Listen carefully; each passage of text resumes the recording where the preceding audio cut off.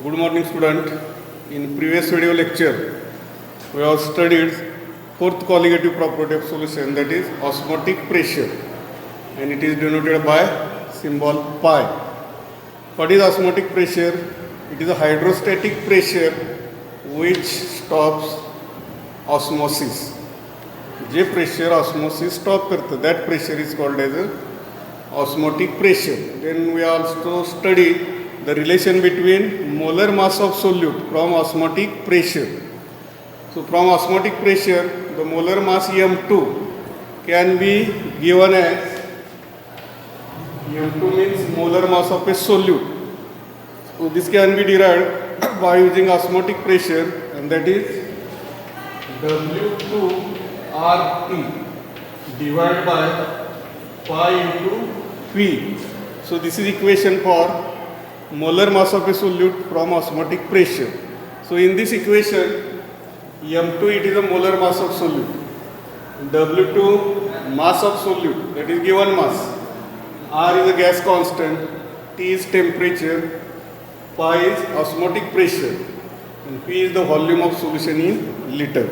So we have derived this equation in last video lecture. So in today's video lecture, we have to learn the three different types of solutions, which solutions are related to osmotic pressure. म्हणजे osmotic pressure वरून solution मध्ये तीन types केलेले आहेत. So what are these three types? First is isotonic solution. Isotonic solution. Second is hypertonic solution. And third is hypotonic solution. So these are three types of solutions. These are related to osmotic pressure. So we have to study one by one. So these are also very important in the point of your examination. The MCQ or in short answer, you ask or you have to write the answer of these types of solutions. So first we study what is mean by isotonic solution.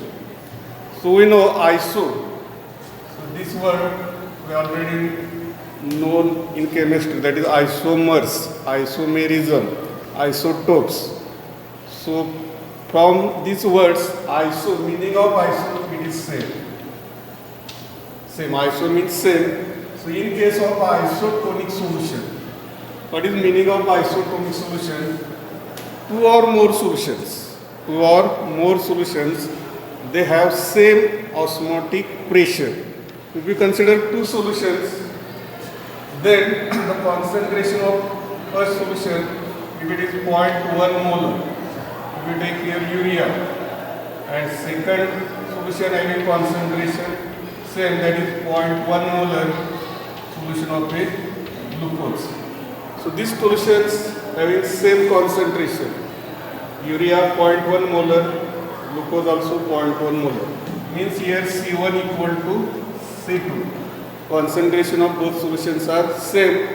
Then osmotic pressure of these two solutions are also same, that is pi 1 equal to pi 2. Then these two solutions are called as isotonic solutions.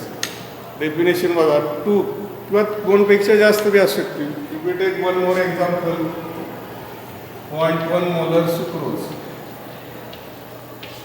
So these three solutions having same concentration, C1, C2 and C3. Then their osmotic pressures are also same, pi 1, pi 2, pi 3. So for isotonic solutions, the solutions having same osmotic pressure. Condition is that these solutions having same osmotic pressure. The same कधी असेल तर त्यांचं concentration same असेल. And these are non-electrolytes. Condition is non-electrolyte.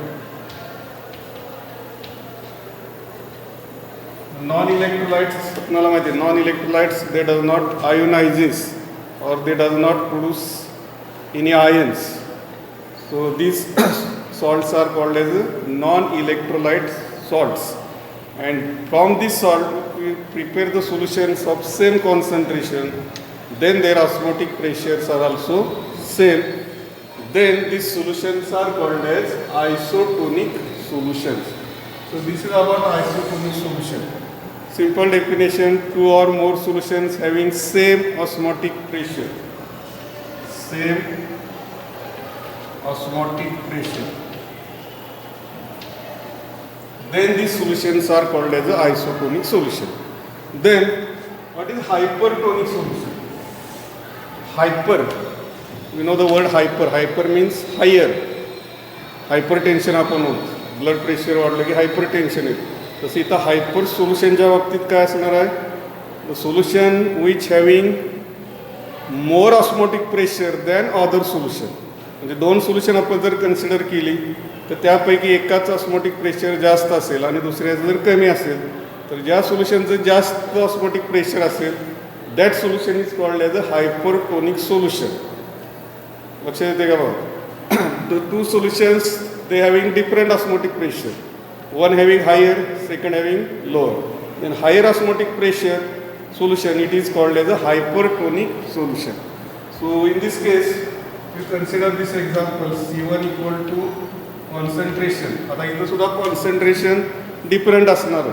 जर osmotic pressure different असेल तर concentration will be also different.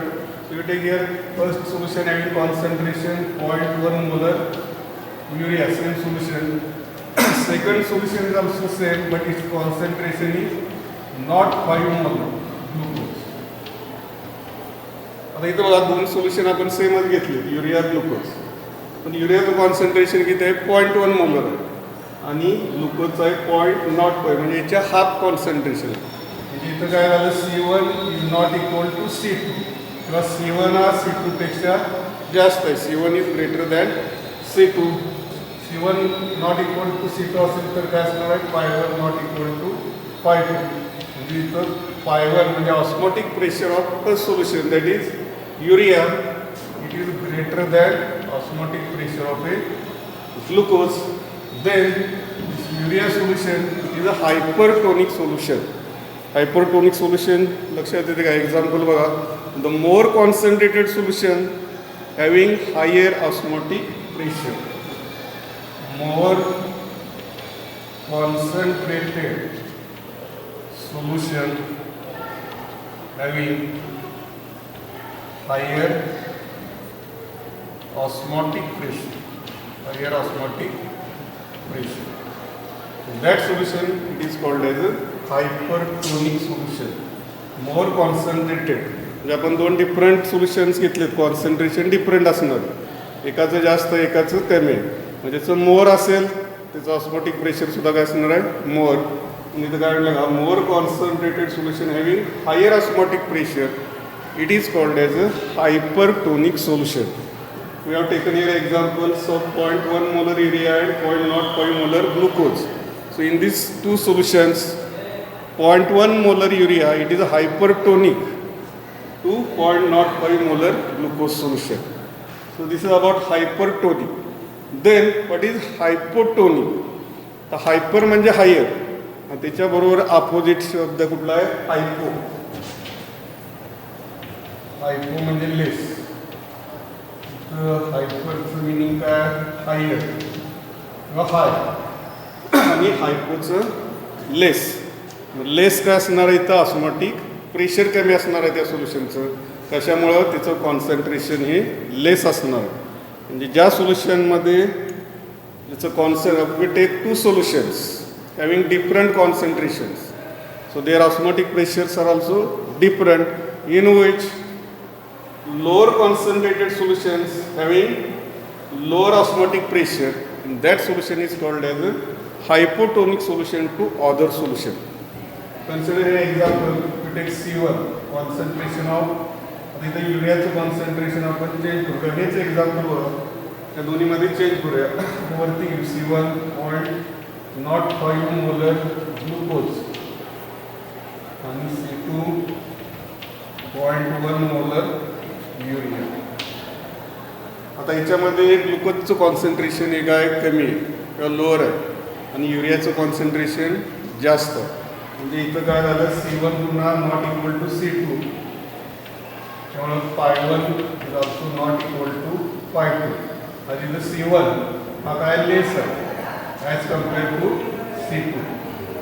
दुसऱ्या सोल्युशनचं concentration आणि पहिल्या सोल्युशनचं कॉन्सन्ट्रेशन कम्पेअर केलं तर C1 हा लेस आहे, नॉट 5 आहे, आणि C2 आहे 0.2. त्यामुळे इथं काय असणार आहे, pi1 हा लेस असेल than pi2.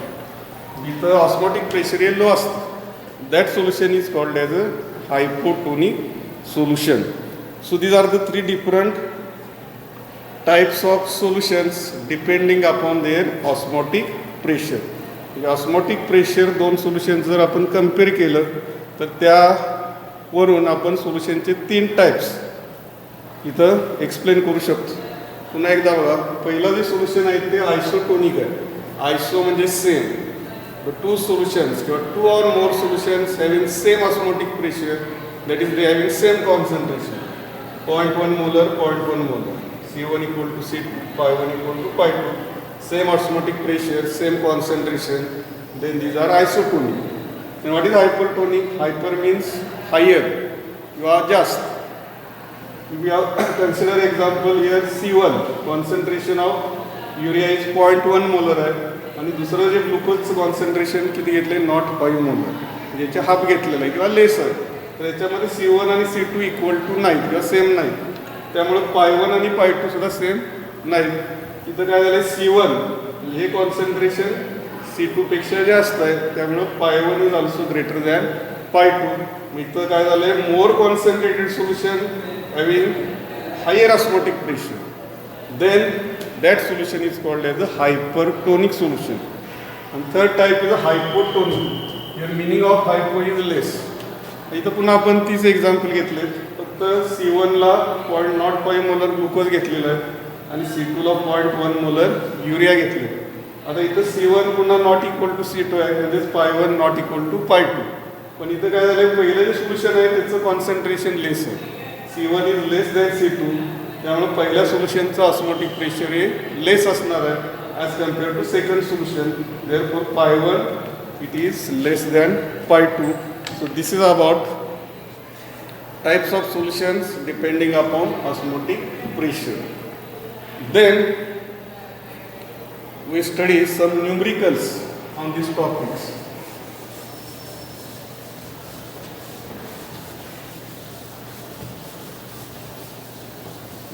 Before studying numerical, we have studied 4 colligative properties. आपण जे 4 colligative properties शिकलेले आहेत तर आपण जरा कंपॅरेटिव्ह स्टडी करूया, म्हणजे तुमच्या लक्षात राहण्यासाठी. कारण त्या 4 प्रॉपर्टीपैकी एक प्रॉपर्टी तुम्हाला एक्झामलाही डेफिनेटली विचारली जाते, बोर्ड एक्झाममध्ये, किंवा त्याच्यावरती न्यूमरिकल विचारले जाते.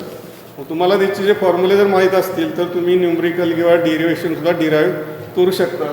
तर आपण पहिली जी प्रॉपर्टी बघितली वेपर प्रेशर लोअरिंगची बघितली. त्याच्यानंतर सेकंड प्रॉपर्टी कुठली बघितली, boiling point elevation, boiling point elevation. Third property freezing point depression, आणि शॉर्टमध्ये इथे लिहितोय त्याचं मिनिंग तुमच्या लक्षात येईल. FP means freezing point depression. आणि लास्टची प्रॉपर्टी जी आपण घेतली ती ऑस्मोटिक प्रेशर, ऑस्मोटिक प्रेशर.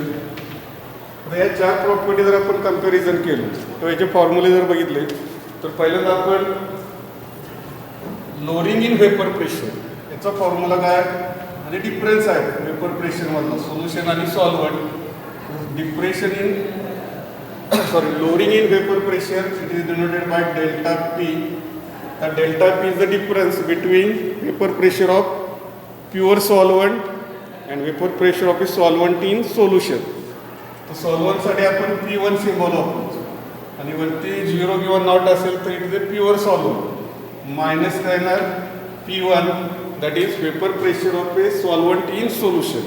म्हणजे आपण ज्यावेळेला सोल्यूट सॉल्वंटमध्ये डिझॉल्व करतो आणि त्यावेळेचं त्याचं वेपर प्रेशर हे कमी असतं as compare to pure solvent. मग दोन्हीतला जो डिफरन्स आहे it is called as a lowering in vapour pressure. Lowering म्हणजे कमी होतं सॉल्वंटचं वेपर प्रेशर आणि सोल्युशनचं वेपर प्रेशर याच्यामध्ये सॉल्वंटचं जास्त असतं आणि सोल्युशनचं कमी असतं. ते आपण लास्ट लेक्चरमध्ये एक्सप्लेन केलं. आपण तिथं फॉर्म्युले बघूया. आता बॉइलिंग पॉईंट इलेव्हेशन ज्याचा सिम्बॉल काय येणार delta T B. B for boiling point, इथं टी मीन्स टेम्परेचर, हा delta P means pressure. P म्हणजे प्रेशर आहे आणि लोअरिंग म्हणजे प्रेशर मधला डिफरन्स आपण घेतलेला. आता बॉइलिंग पॉईंट इलेव्हेशनमध्ये डेल्टा टी बी याच्यामध्ये सोल्युशन आणि सॉल्वंट याच्यामध्ये जास्त कोणाचं असतं तर सोल्युशनचं असतं.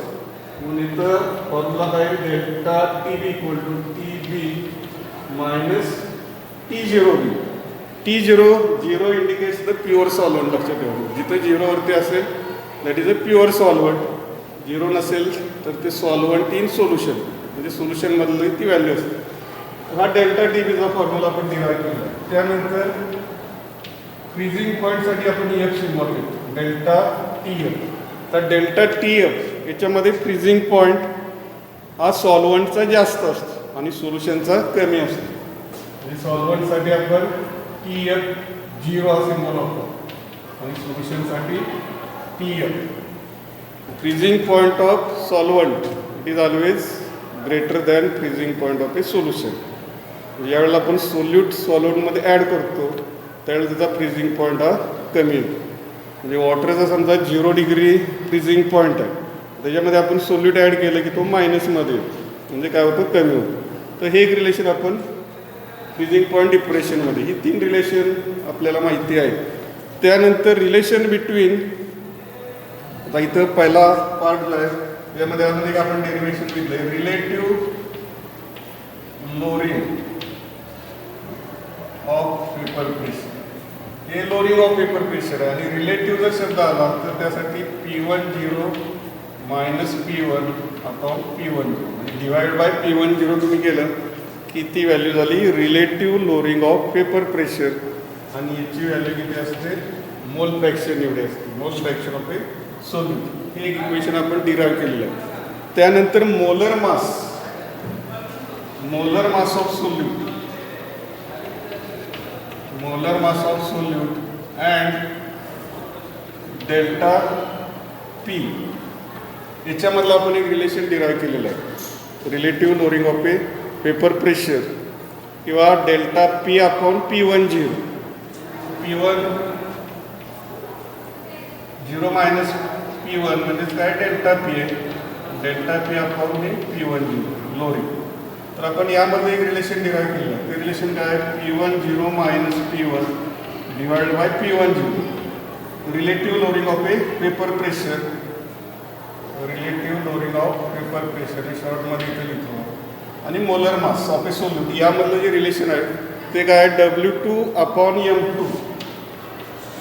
W2 upon M2 into M1 divide by W. आता हे इक्वेशन आपण डिराईव्ह केलेलं आहे किंवा याच्यावरती न्यूमेरिकल सुद्धा एक आपण घेतलेलं आहे. तर हे फॉर्म्युले जे लिहिले आहेत ते लोअरिंग ऑफ वेपर प्रेशरमधले इम्पॉर्टंट फॉर्म्युले आहेत. आता याचप्रमाणे आपण बॉइलिंग पॉईंट इलेव्हेशनमध्ये कुठले अजून डिराईव्ह केलेत बघा.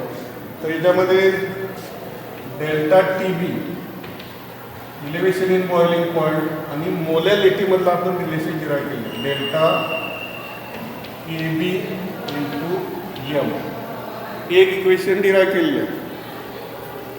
Boiling point elevation it is directly proportional to molality of a solution. तर molality it is independent on temperature. पण डेल्टा टी बी हे टेम्परेचरचे व्हॅल्यू आहेत त्यामुळे इथं कॉन्सन्ट्रेशन सोल्युशनचं मोलॅलिटी घेतलं जातं नॉट मोलॅरिटी. हे लक्षात ठेवा. कॅपिटल एम लाईन नाही this is a small M molality. आणि त्यानंतर आपण मोलर मास ऑफ सोल्यूट आणि डेल्टा टी बी म्हणजे इलेव्हेशन इन बॉइलिंग पॉईंट यामधलं सुद्धा एक रिलेशन आपण डिराईव्ह केलेलं आहे. आणि that relation is delta T B equal to KB into W2 into 1000 divided by delta M2 into W1. M2 into W. So this is a relation between molar mass M2 and delta T किंवा इथं M2 साठी आपण equation rearrange करू 1000 into KB into W2 divide by delta TB into W. So this is equation for molar mass of solute and delta T. Equation आपण derive केलेलं आहे, derivation किंवा याच्यावर न्यूमरिकल विचारलं. आता तिसरी प्रॉपर्टी मध्ये सुद्धा सेमच रिलेशन आपण डिराइव केलं आहे. डेल्टा TF इक्वल टू काय तर KF आहे इंटू M. आता इथं KB ची व्हॅल्यू म्हणजेच काय हा क्रायोस्कोपिक कॉन्स्टंट आहे. Ebullioscopic constant, ebullioscopic constant KB and here KF means cryoscopic constant. Cryoscopic constant हे इक्वेशन आपण डिराइव केलेलं आहे. त्यानंतर मोलर मास ऑफ सोल्यूट आणि डेल्टा TF म्हणजे फ्रीजिंग पॉईंट इक्वेशन यामधलं रिलेशन याच प्रमाणे आहे. काय इक्वेशन बघा डेल्टा TB च्या ऐवजी TF, here KB च्या ऐवजी KF into W2 into 1000 divide by M2 into W. किंवा M2 साठी इक्वेशन काय M2 इक्वल टू 1000 आपण घ्या 1000 KF into W2 divide by delta TF into by W1. हे दोन रिलेशन तुम्हाला सेम दिसतील, फक्त इथं डेल्टा TB आहे तर डेल्टा TF, KB KF किंवा M2 साठी इक्वेशन आहे त्यामध्ये KB अपॉन डेल्टा TB आहे, KF अपॉन डेल्टा TF. तर ही इक्वेशन आपण डिराइव केले. त्यानंतर ऑस्मोटिक प्रेशरच्या बाबतीत काय इक्वेशन आहे बघा pi equal to H rho G. हे डायरेक्ट इक्वेशन तुम्हाला दिलेलं आहे किंवा याच्यावरती तुम्हाला एखाद्या वेळेला न्यूमरिकल किंवा फॉर्म्युला तुम्हाला विचारलं what is equation for hydrostatic pressure. त्यानंतर आपण हे इक्वेशन डिराइव केलं पाय इक्वल टू CRT. कशावरून आयडियल गॅस इक्वेशनवरून. Ideal gas equation PV equal to NRT आहे आणि for solution ideal solution equation काय तर पाय V इक्वल टू NRT आणि त्याच्यावरून आपण हे इक्वेशन डिराइव केलं. C म्हणजे कॉन्सन्ट्रेशन आहे in terms of molarity. Osmotic प्रेशरमध्ये कॉन्सन्ट्रेशन हे मोलॅरिटीमध्ये घेतलं जातं आणि बाकीमध्ये दोन ज्या प्रॉपर्टीमध्ये मोलॅरिटीमध्ये घेतलं जातं. आता यानंतर आपण एक लास्टचं डेरिवेशन जे आहे ते मोलर मास आणि ऑस्मोटिक प्रेशर यामध्ये डिराइव केलेलं आहे. That is molar mass of solute and osmotic pressure म्हणजे पाय बरोबर मोलर मास ऑफ सोल्यूट आणि याच्यामधलं रिलेशन काय बघा W2RT divide bye M2 into V किंवा M2 मोलर माससाठी इक्वेशन काय आहे M2 equal to W2RT divide by pi into V. So this equation for a molar mass.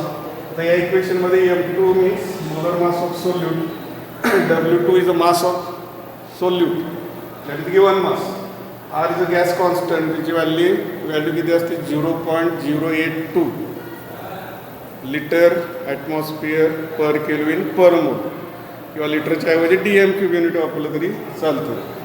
M2 equal to W2RT divide by pi into P. So these are comparative study of 4 colligative properties. हे सगळे फॉर्म्युले तुम्हाला महत्त्वाचे आहेत. याच्यावरती numerical कुठल्या तरी एका प्रॉपर्टीवरती परीक्षेला डेफिनेटली विचारलं जातं. तर आता रिमेनिंग पार्टमध्ये आपण पुढचा जो पॉईंट आहे रिव्हर्स ऑस्मॉसिस हा शिकणार आहोत. थँक्यू.